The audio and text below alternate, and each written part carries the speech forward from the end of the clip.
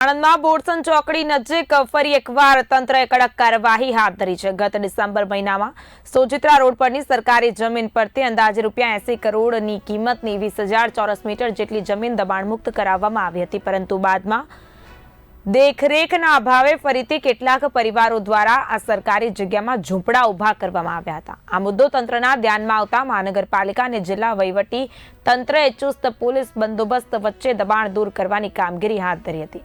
પ્રાંત અધિકારી ડોક્ટર મયુર પરમારે સ્પષ્ટ કર્યું છે કે આણંદમાં સરકારી સર્વે નંબર પર કોઈ પણ પ્રકારના કાચા કે પાકા દબાણોને કદી સહન કરવામાં આવશે નહીં। નાગરિકોને વિનંતી છે કે આવા દબાણો સ્વેચ્છાએ દૂર કરી દેવામાં આવે, નહીતર તંત્ર તરફથી કડક પગલાં લેવામાં આવશે।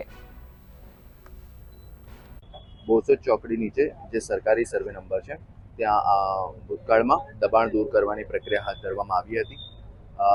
ત્યાં ફરી નાના મોટા દબાણ સ્થાપિત થતા આજે ફરીવાર વહીવટીતંત્ર દ્વારા તથા મહાનગરપાલિકાની ટીમ દ્વારા સદર દબાણ દૂર કરવાની કામગીરી માન્ય કલેક્ટર સાહેબશ્રીના આદેશ અનુસાર કરવામાં આવી રહી છે।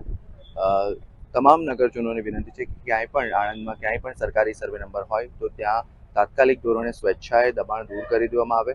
અધરવાઇઝ તંત્ર દ્વારા સદર પ્રક્રિયા સતત ચાલતી પ્રક્રિયા છે અને સતત સરકારી સર્વે નંબરોમાંથી દબાણ દૂર કરવામાં આવશે।